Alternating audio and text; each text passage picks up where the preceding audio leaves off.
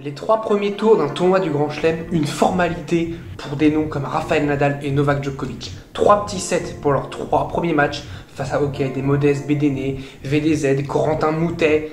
Mais quand même, 3 petits sets à chaque fois. Encore une fois, quand on remarque, ceux qui mettent le moins de temps sur le court, et ça reste Novak Djokovic et Rafael Nadal.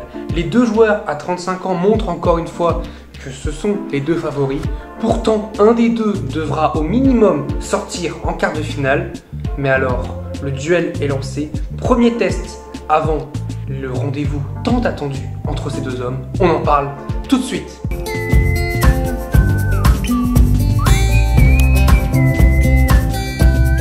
Salut à tous, je suis très heureux de vous retrouver pour une nouvelle vidéo. J'espère que vous allez bien et aujourd'hui on va débriefer le jour 6 de Roland Garros et on va surtout s'avancer un petit peu sur le jour 8 et peut-être même sur le jour 10. On va quand même un petit peu s'avancer, on va faire un petit peu de tennis fiction comme on dit. J'aime pas trop la tennis fiction mais là on est quand même très proche d'un potentiel quart de finale Rafael Nadal, Novak Djokovic. Alors on en parlait déjà avant le tournoi quand il y a eu le tirage au sort. Là on n'est plus qu'à un match. 2 matchs entre guillemets parce qu'il faut que Nadal gagne son match et que Djokovic gagne son match, mais on a 2 matchs d'avoir ce quart de finale. On est totalement hypé par ce quart de finale parce que c'est ce qu'on veut voir, cette revanche entre Djokovic et Rafael Nadal, et puis ce serait un 10e duel à Roland Garros. Imaginez quand même se jouer 10 fois sur un tournoi qui n'a lieu qu'une fois par an. Ça montre aussi la longévité de ces deux hommes. On va parler en premier de Rafael Nadal, match tranquille face à VDZ, face à Botic, Van de Zandschulp. Ça a été un match facile entre guillemets. Je voyais VDZ un petit peu le gêner, un petit peu plus peut-être Lonticini, mais pas du tout. Pourtant VDZ a briqué d'entrée, mais il a briqué plutôt souvent Rafael Nadal. Mais enfin plutôt souvent, quand je dis souvent c'est quoi, c'est 2-3 fois, mais ça reste quand même pas mal. Ouais, le reste, sinon, Nadal, il est facile. En fait, le pire, c'est que quand il joue, t'as l'impression que VDZ, il joue sa vie. Comme Corentin Moutet, il jouait sa vie, comme Jordan Thompson. Et à chaque fois, les 3, ils sont démontés. Et puis tu te dis, ils sont pas si loin que ça. Et puis tu vois le score, ça fait 6-3, 6-2, 6-4. Thompson, il prend 6-2, 6-2, 6-2. Et puis Coco Moutet, il prend 6-3, 6-1, 6-4. À chaque fois, c'est des scores secs, nets, clairs. Nadal, voilà, il s'est pas fait prier, que des sets à chaque fois faciles remportés. 9-7 en 9-7 possible minimum, c'est parfait. Pour son début de tournoi, parfait. Il a joué un tout petit peu plus longtemps que Novak Djokovic, mais c'est un début de tournoi parfait.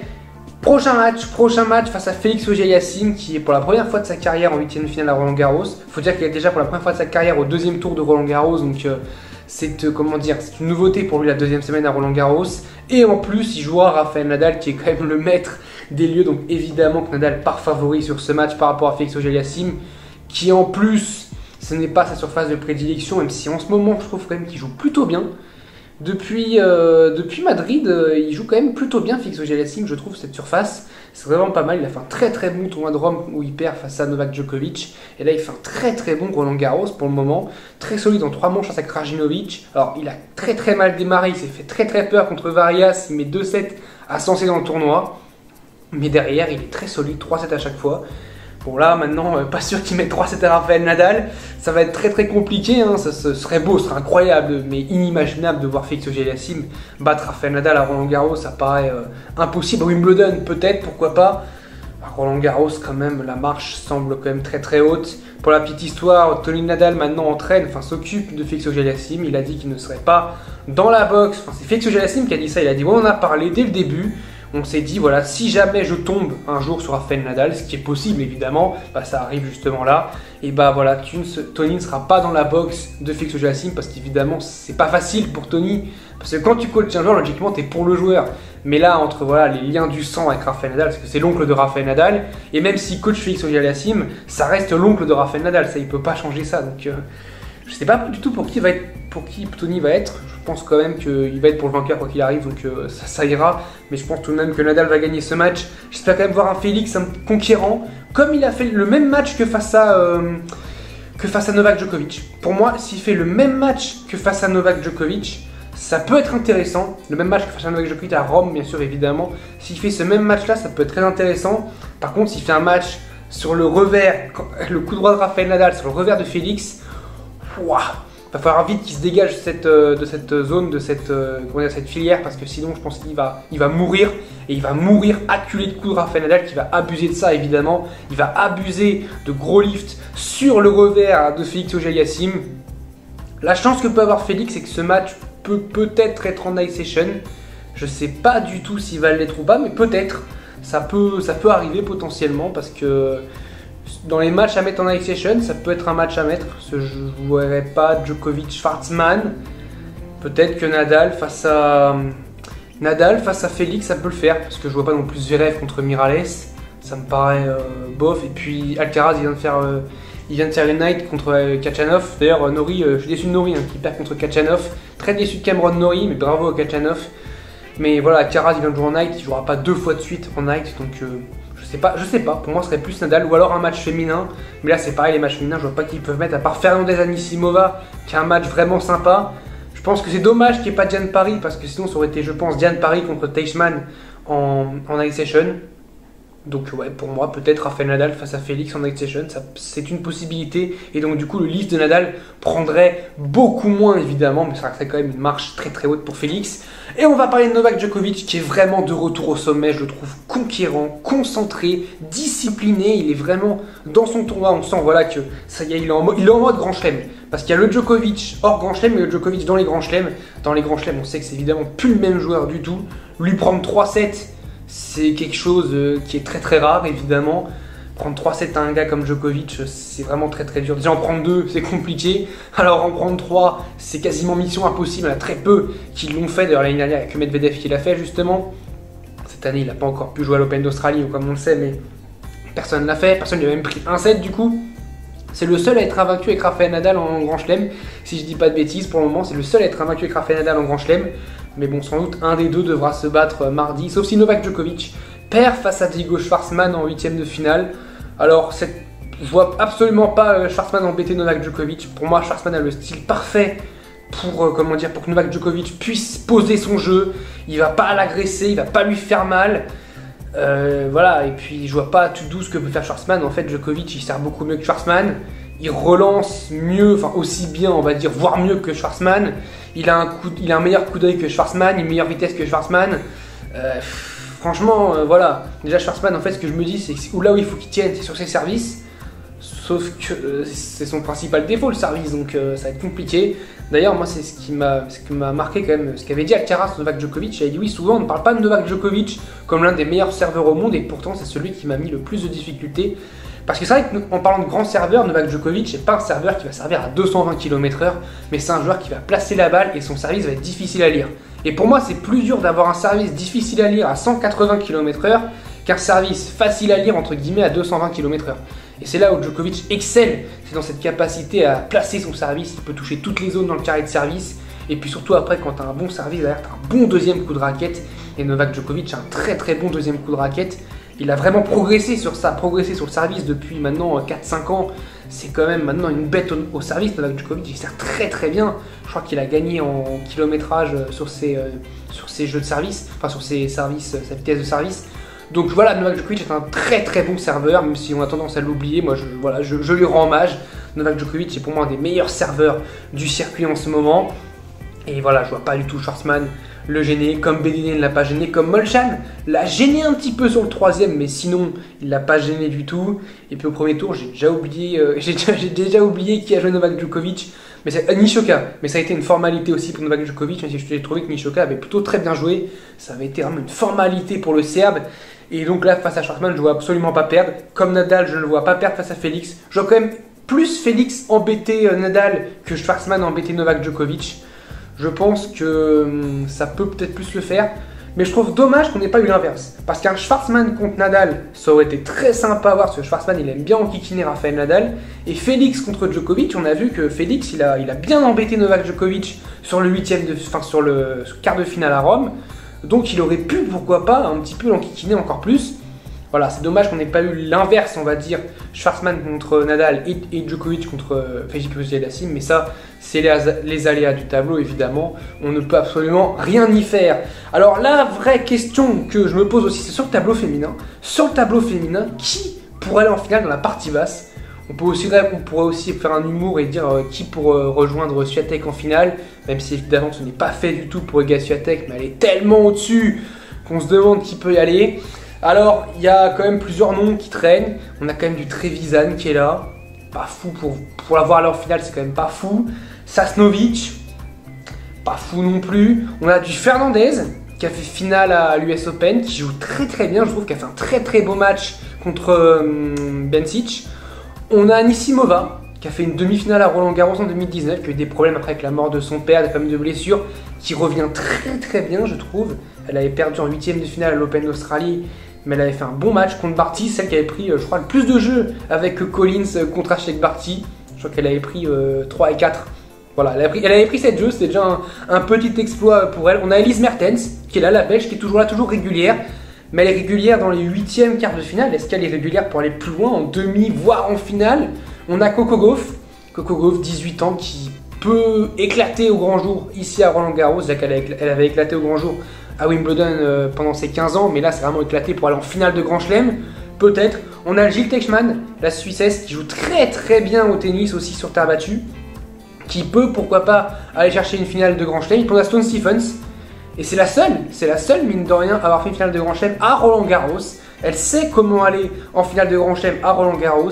Du coup, on a quand même 2 finalistes de Grand Chelem. On a Fernandez et Sloane Stephens. On a une vainqueur de Grand Chelem avec Sloane Stephens, mais Stephens est tellement irrégulière qu'on ne sait pas trop.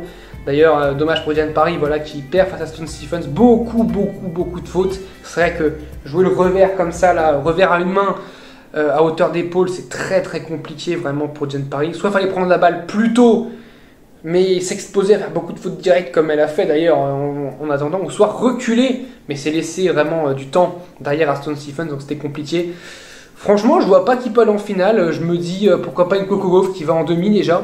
Je la vois battre Mertens et je la vois potentiellement battre Teichmann ou Stephens. Je verrais une Coco Gauff quand même aller en demi-finale.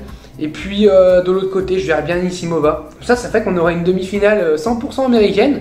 Sachant que les hommes, les hommes sur terre battue ont vraiment du mal. Vraiment, il n'y a pas beaucoup d'hommes qui ont gagné sur terre battue Roland Garros. Alors que chez les femmes, on a quand même beaucoup plus de joueuses qui arrivent bien à jouer sur terre en américaine. On a évidemment Serena Williams qui a gagné Roland Garros. On a du Anisimova qui sait très bien jouer sur terre. Du Sloane Stephens qui a fait finale à Roland Garros. Donc on a voilà, des joueuses américaines qui savent quand même bien jouer sur terre battue. C'est plutôt pas mal. Donc pour moi, voilà, ce serait plus une demi-finale Coco Gauff contre Anisimova. Et je verrais bien aller, pourquoi pas une Coco Gauff aller en finale. Pourquoi pas une Coco Gauff face à Swiatek, ça paraît logique entre guillemets. Mais c'est pour vraiment expliquer que cette partie basse de tableau féminine est vraiment très très indécise. Et que chaque match, ça va être la guerre parce que les joueuses, elles savent. Elles savent très bien qu'elles ont une chance immense d'aller en finale de Grand Chelem. Et qui pourraient peut-être ne pas revenir plus tard. Une Trevisan par exemple, qui est là en 8ème, qui peut se dire bah, pourquoi pas moi? Pourquoi pas moi? Pourquoi ce serait plus moi que Stephens? Enfin, pourquoi ce serait plus Stephens que moi? On peut se demander ça. Du coup, le programme du jour, le programme du 7e jour de Roland Garros, la fin des 3e tours. Après, on basculera dans le lourd, dans la 2e semaine. Swiatek face à Kovinic, qui commencera à midi et qui finira à 12h50. Chuang Zheng contre Cornet, piège. Zheng qui a battu Alep, donc très très très dangereux, qui est plutôt grande, qui joue bien, qui a 19 ans. Attention, c'est une espoir de ce tennis féminin face à Cornet. On espère que le public sera là pour Cornet. De toute façon là, le public, je pense qu'il va être chaud bouillant sur Châtrier parce qu'on aura le public pour Cornet. Ensuite, on aura Gilou Simon qui jouera face à Marin Cilic. 6-1 dans les face-à-face, seulement une défaite à l'US Open 2014. Merci Gilou. La wildcard française, allez, Gilou et wildcard quand même. Me dire que Gilou est quand même 154e mondial, ça me fait quand même mal au cœur vu le niveau là qu'il produit, c'est waouh. On a retrouvé le vrai Gilou quand même, hein. Sur les 2 premiers matchs, faut le dire, on a retrouvé le Gilou qui joue top 20, hein. qui tue ses adversaires, qui les rend fous. Mais je pense que Steve Johnson est parti dans un asile de fous avec Carino Busta, les deux ils sont partis, ils se donnent la main là, ils sont devenus fous, mais j'espère que Cilic va devenir fou aussi. Comme j'ai dit, c'est mieux de jouer Cilic que Fucsovics pour Gilles Simon en termes d'intensité. Ça va être un peu mieux de jouer Marin Cilic, je pense, parce que physiquement, il tire à la longue. Hein. Physiquement, Gilles Simon, il tire à la longue. Je sais pas comment il va finir le tournoi. Je pense qu'il finit le tournoi, il fait plus rien pendant une semaine. Là, il dort, il se repose pendant une semaine parce qu'il est totalement cramé, Gilles Simon. Mais le public est là pour le pousser. Et j'ai jamais vu un Gilles Simon aussi, comment dire, aussi communicatif avec le public, ça fait plaisir à voir. Et je me dis, mais c'est dingue, voilà, Gilou il procure des émotions. Ceux qui disaient, ouais, Gilles Simon il procure pas des émotions, c'est un joueur fermé, et ben voilà, Gilles Simon il en procure des émotions contre Johnson, il en procure des émotions contre Carreño Busta à 1h15 du matin. Il était là, Gilles Simon, il procurait des émotions. Et on aura peut-être un match aussi qui finira très très tard, puisqu'à 20h45 on aura un match très indécis entre deux petits gabarits du tennis, entre Holger Rune et Hugo Gaston. Comment dire, il y a un truc dont je me souviens, c'est que Hugo Gaston avait quand même tué Carlos Alcaraz à Bercy, rappelez-vous, quand il était mené 5-0 en deuxième, et le public était devenu hystérique, et Alcaraz était totalement écroulé. Mais comme j'avais dit, ce match-là, comment dire, fera naître le grand Alcaraz, et c'est ce qui s'est passé, hein, vu ce qu'il est devenu maintenant, je pense qu'il ne regrette pas ce match-là. Et Holger Rune, je ne sais pas comment il va réagir face au public, parce que le public à 20h45 va être chaud bouillant, et ouais, Gaston, on sait que ces ambiances-là, il aime bien, on sait qu'il arrive bien à faire vibrer le public, et Rune, on ne sait pas, il a 19 ans, c'est comme Alcaraz, il est très très jeune, il n'a pas beaucoup d'expérience. On ne sait pas comment il réagit face à ce public-là, on ne sait pas comment il peut réagir. Et moi, c'est vraiment la question que je me pose, c'est comment va réagir Rune. Et je verrais bien Hugo Gaston l'enquiquiner. Surtout sur une terre battue plutôt humide, les amortis vont bien prendre. Ouais, je verrais bien Hugo Gaston gagner ce match. Je verrais bien Hugo Gaston en deuxième semaine, mine de rien quand même. C'est vraiment cool. Ensuite, Suzanne Lenglen, la belle histoire, Bégou, non pas Bégou, belle histoire Bégou d'ailleurs. Vraiment un geste scandaleux qu'elle a fait en lançant sa raquette. Alors elle n'a pas fait exprès évidemment, mais elle a lancé sa raquette, qui a rebondi sur son sac et puis qui a fini sur la tête d'un petit enfant. Je trouve ça scandaleux qu'elle n'ait pas été disqualifiée. Elle jouera du coup Jean-Jean. J'espère que Jean-Jean va rétablir la justice en gagnant ce match. Franchement, Jean-Jean, c'est aussi une belle histoire. Elle joue très très bien, elle varie, il y a de la variation. Donc il y a un truc à jouer. Il y a un truc à jouer face à Bégou. En plus, Bégou, c'est pas la joueuse, comment dire, la plus difficile à battre sur un troisième tour. Même si ce n'est pas un tour simple, évidemment. Ensuite, Kekmanovic face à Daniil Medvedev. Ça, c'est du gros match. Kekmanovic qui joue vraiment bien cette année. Face à Medvedev, donc on se pose toujours un petit peu de questions. Pour moi, je vous le dis comme ça, le vainqueur de ce match ira en demi-finale. Je pense que le vainqueur de ce match finira en demi-finale de cette partie de tableau. Ensuite, Paola Badoza contre Kudermetova. J'ai très peur que Badoza, je la trouve très tendue, mais j'espère de tout cœur que ça va passer. Et Ymer Tsitsipas, la mission pour Tsitsipas, c'est de gagner en 2h, 2h30 max. Voilà, je pense que c'est plus ça la mission pour Tsitsipas. Mais Ymer, c'est un joueur qui frappe, qui lit, mais qui va ramener la balle. Sur Simone Mathieu, qu'est-ce qu'on a de bon? On a McDonald contre Yannick Sinner. Ça devrait aller pour Sinner, qui a eu un match très compliqué contre Carballes Baena. Mais Carballes Baena sur terre battue, c'est toujours chiant à jouer. McDonald, ça devrait aller. Camila Giorgi contre Sabalenka, match sympa aussi à voir. David Goffin, le Belge, qui est là face à Hurkacz. Pour moi, c'est l'un des matchs les plus équilibrés. Celui-là, d'ailleurs, Hurkacz-Goffin. C'est l'un des matchs les plus équilibrés en termes de niveau. Les deux, je pense, se valent. Et ça peut être un très beau match, pourquoi pas en 5-7. Et puis Keys face à Rybakina.